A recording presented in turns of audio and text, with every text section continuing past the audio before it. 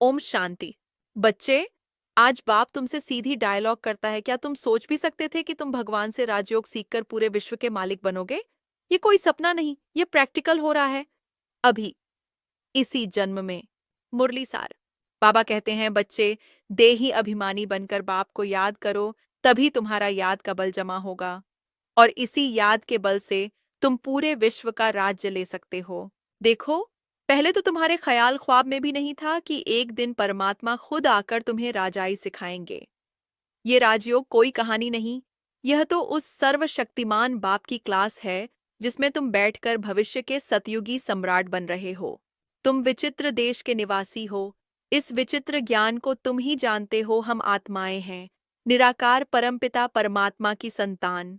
हम उसी निर्वाण धाम से आए हैं, यहाँ सिर्फ पार्ट बजाने। और यह भी सिर्फ तुम बच्चे जानते हो, यह लक्ष्मी नारायण कैसे देवता बने।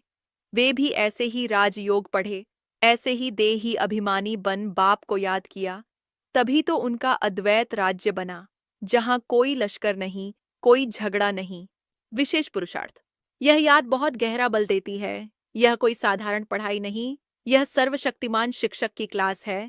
जैसे कोई बैरिस्टर बनता है तो पैसे का बल लगता है, तुम विश्व के सम्राट बन रहे हो योग बल से। यह बल सर्वशक्तिमान बाप से मिलता है और यह बल सिर्फ देही अभिमानी स्थिति में रहकर ही मिलता है। यही बल है जो तुम्हें माया से जिताता है। याद रखो, विकार, खासकर काम विकार, यह महाशत्रु है। तीनों कालों में यह तुम्हारा सबसे बड़ा दुश्मन रहा है। Practical tips.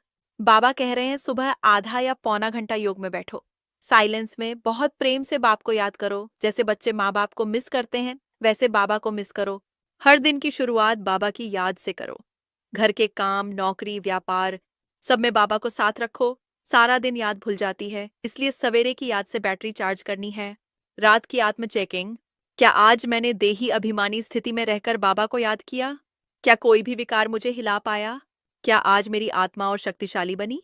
अगर जवाब नहीं है तो बाबा से दिल खोलकर बात करो, बाबा, आज चूक हो गई, लेकिन कल मैं और मजबूत हो जाऊंगा।